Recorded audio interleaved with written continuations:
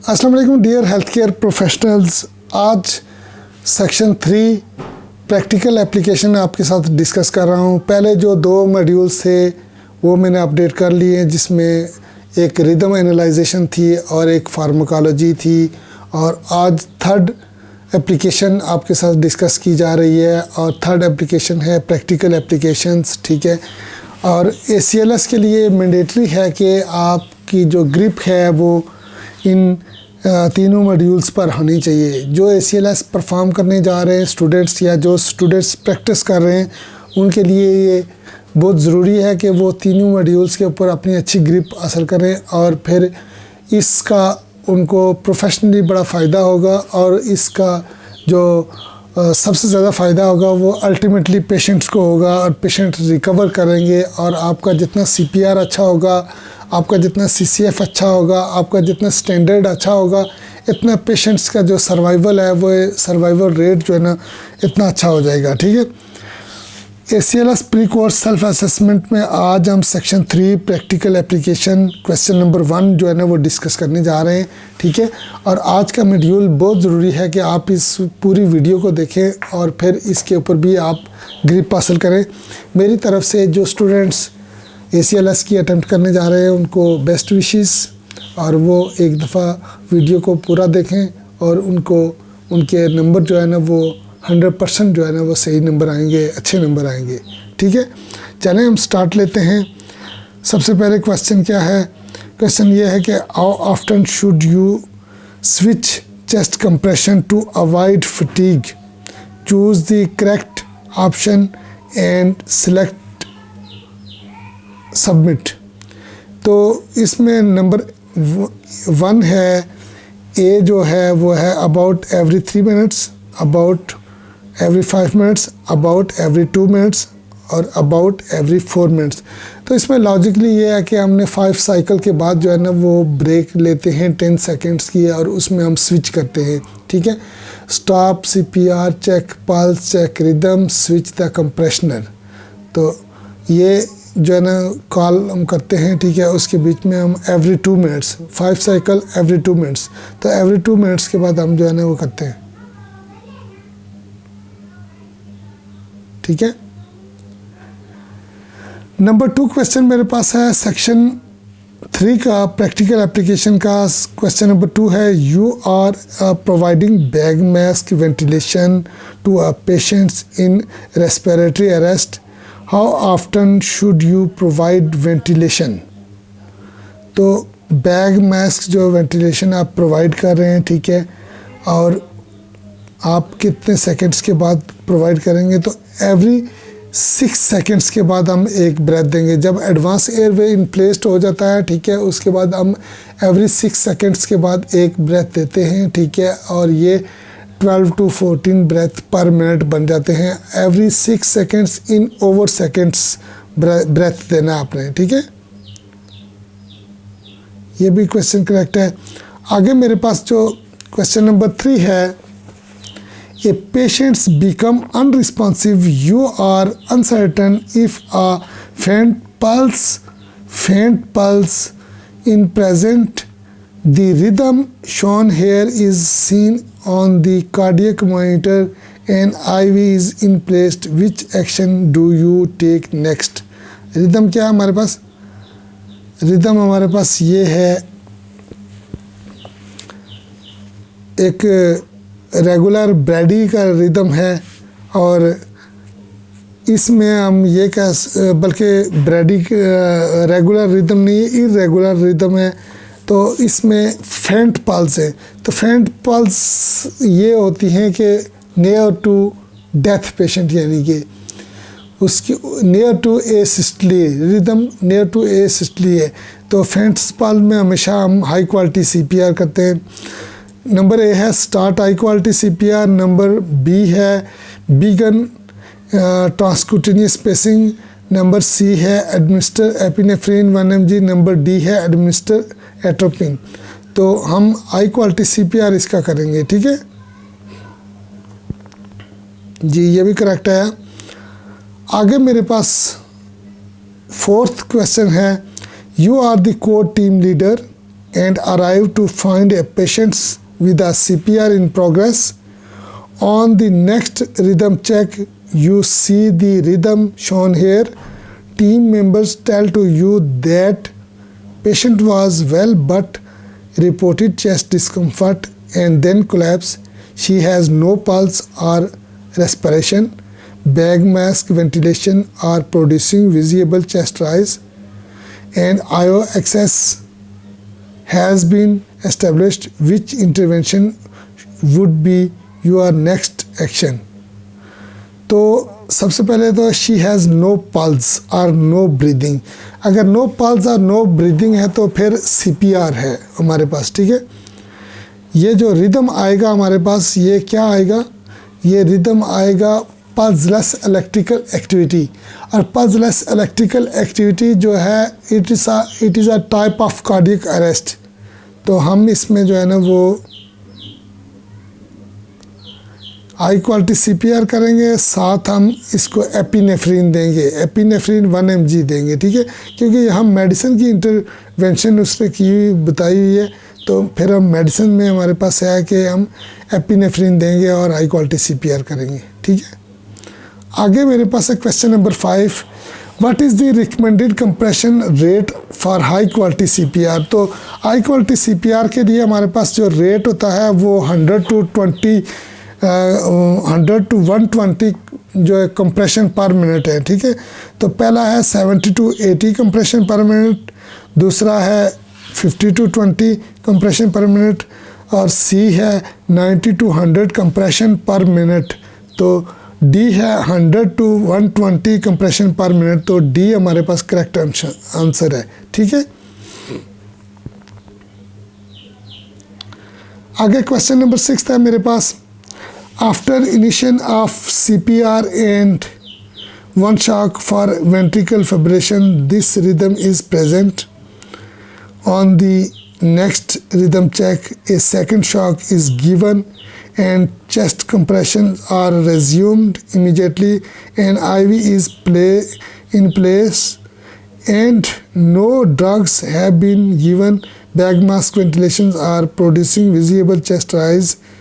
What is your next action? तो ये हमारे पास वेंट्रिकल फिब्रिलेशन है। तो नेक्स्ट हमारे पास है एपिनेफ्रीन, हम इस पेशेंट को देंगे। सेकंड शॉक हमने दे दिया, तो इस पेशेंट को हम एपिनेफ्रीन देंगे, क्योंकि सेकंड शॉक के बाद हम एपिनेफ्रीन देते हैं और थर्ड शॉक के बाद जो है ना हम एमिडोन देंगे, ठीक है। करेक्ट आंसर आ गया, ठीक है। 7th नंबर क्वेश्चन है मेरे पास एप्लीकेशन सेक्शन 3 का, What action minimize the risk of air entering in the victim's stomach during bag mask ventilation? Number A है squeezing the bag with both hands. Number B है ventilating until you see the chest rise. Number C है delivering the largest breath or you can. Number D है ventilating as quickly as you can. तो इसमें question हमारे पास ये था कि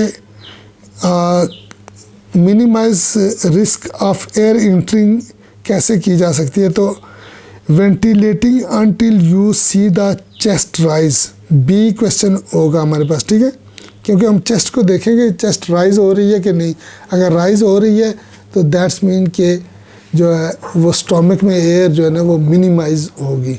अगर चेस्ट नहीं राइज हो रही है तो फिर जो है ना वो स्टोमक में एयर जो है ना वो ज़्यादा जाएगी, ठीक है। डियर हेल्थ केयर प्रोफेशनल्स, ये हमारी एक ऑनलाइन एप्लीकेशन है। इसमें अगर मेरा कोई सवाल गलत होगा या आंसर गलत होगा तो वो आपके सामने आ जाएगा, ठीक है। आगे मेरे पास 8th नंबर क्वेश्चन है कि your patient is not responsive and is not breathing. आपने जो क्वेश्चन है उसके ऊपर गौर करना है। Not responsive and not breathing, you can palpate carotid pulse, which action do you take next. तो अब कैरोटिड जो है ना हमें मिल गई है, जब कैरोटिड पल्स आ गई है तो फिर हम ब्रीदिंग की तरफ जाएंगे। Start an IV, apply N AED, start rescue breathing, obtain 12 lead ECG। तो हम रेस्क्यू ब्रीदिंग पर जाएंगे, ठीक है। आगे मेरे पास क्वेश्चन नंबर 9 है। ए 35 years old woman present with a chief complaints of palpitation. She has no chest discomfort, shortness of breath or lightheadedness. Her blood pressure is 120/78 mmHg. Which intervention is indicated? अच्छा, ये SVT उसको चल रहा है, ठीक है, और उसकी वो एसिम्प्टोमेटिक है। तो फिर हम उसकी मैनेजमेंट क्या करेंगे? सबसे पहले जो है ना हम वैगल मैनवर करते हैं इसमें, ठीक है। उसके बाद हम फिर मेडिसिन की तरफ आते हैं, क्योंकि पेशेंट अभी हमारे पास स्टेबल है, एसिम्प्टोमेटिक है, तो हम वैगल मैनवर करेंगे। लेकिन ऑप्शन को देख लेते हैं कि क्या क्या ऑप्शन दिए हुए हैं। Adenosine 12 mg IV slow push दिया हुआ है इसने, वैगल मैनवर्स दिए हुए हैं, ठीक है। उसके बाद मेटाप्रोलोल 5 mg IV repeat if necessary दिया हुआ है। उसके बाद एडिनोसिन 3 mg IV बोलस दिया हुआ है। तो हमारे पास वैगल मैनवर्स हैं, ठीक है।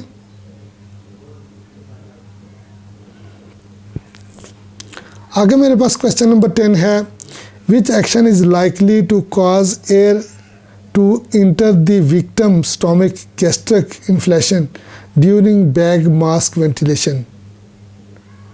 Providing a good seal between the face and the mask, providing just enough volume for the chest to rise, ventilating too quickly, giving breath over 1 seconds। Ventilating too quickly आएगा, ठीक है। इसमें टू क्विकली करेंगे तो वो फिर gastric में air जाने के चांसेस बहुत ज़्यादा हो जाते हैं।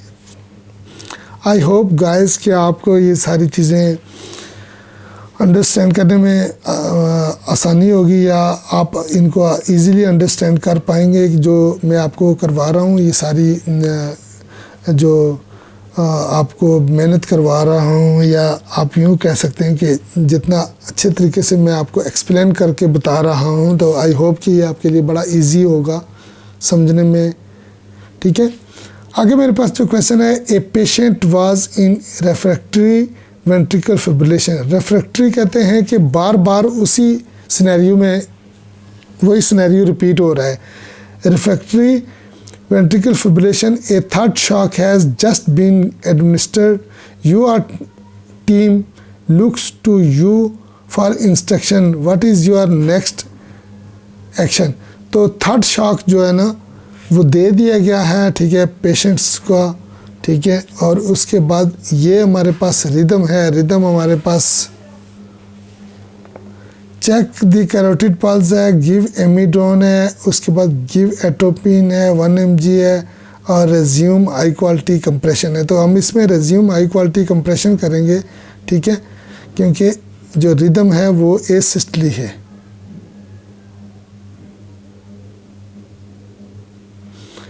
You arrive on the scene of find CPR in progress. Nursing staff report the patient was recovering from a pulmonary embolism and suddenly collapsed. 2 shocks have been delivered and an IV has been initiated.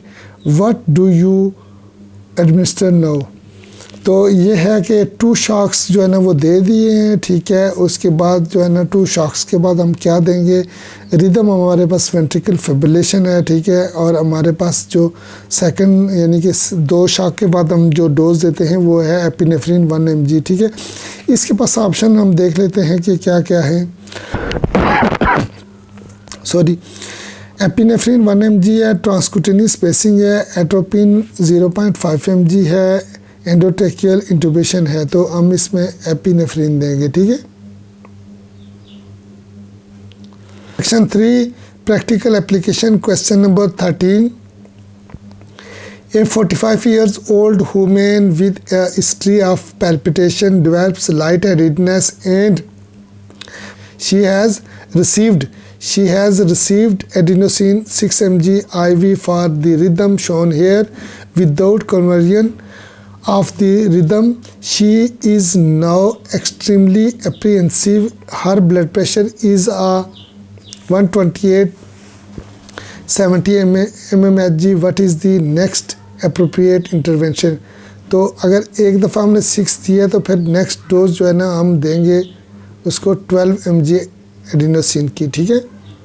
इसमें option क्या क्या है? Option है perform synchronised cardioversion है, perform unsynchronised cardioversion है, ठीक है, perform vagal manoeuvre है और एडमिनिस्टर एडिनोसिन 12 mg।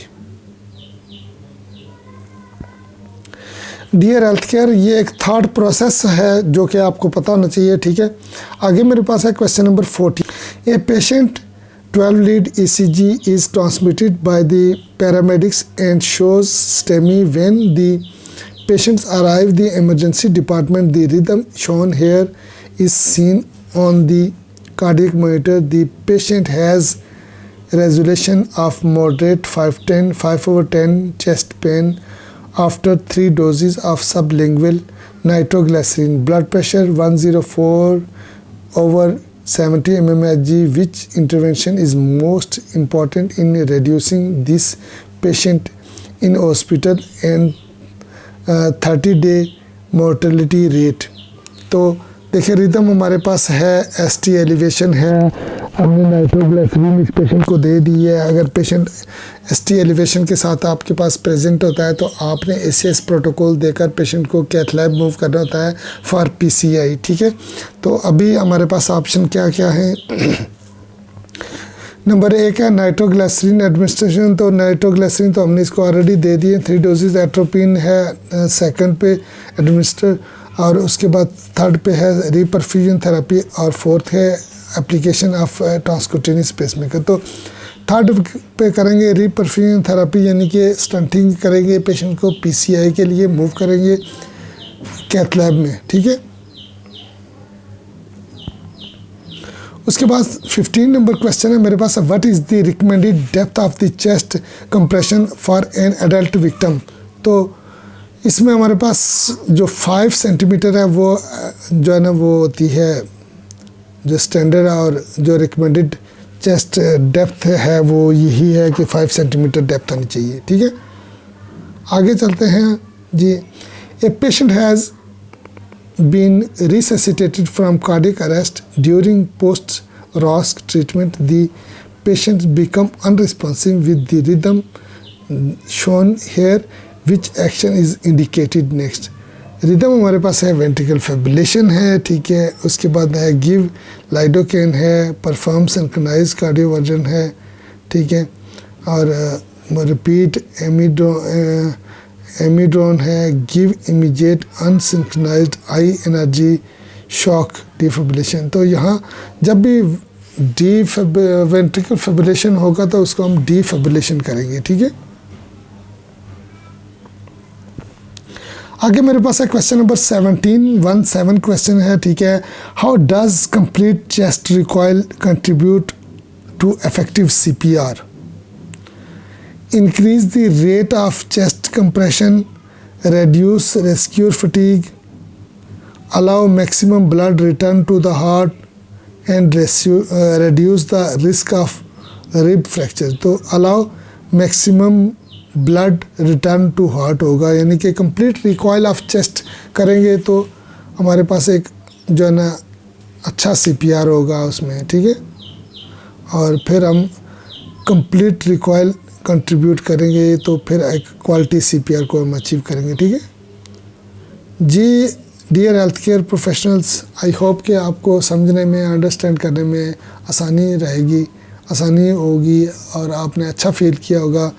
जो मैंने आपको एक्सप्लेन किया है आप शायद समझ चुके हैं। अगर नहीं समझे तो कमेंट सेक्शन में आपने ज़रूर मुझे बताना है कि आपको किसी सवाल की समझ नहीं आई। अगला क्वेश्चन मेरे पास है, what is the maximum interval for pausing chest compression. तो याद रखें कि हमें हाइपोक्सिया को बाईपास करने के लिए सिर्फ 10 सेकंड्स का अलाउ है कि हम 10 सेकंड्स की ब्रेक कर सकते हैं, नॉट मोर देन 10 सेकंड्स, ठीक है। लॉजिकली ये है कि पेशेंट हाइपोक्सिक ब्रेन इंजरी में चला जाएगा 10 सेकंड्स। आगे मेरे पास क्वेश्चन नंबर 19 है, your patient is a 56 years old woman with a history of type 2 diabetes who is reports feeling dizzy. She is pale and diaphoretic. Her blood pressure is 80/60 and the cardiac monitor documents the rhythm shown here. She is receiving oxygen at 4 liters per minute. Nasal cannula and IV has been established. What do you administer next?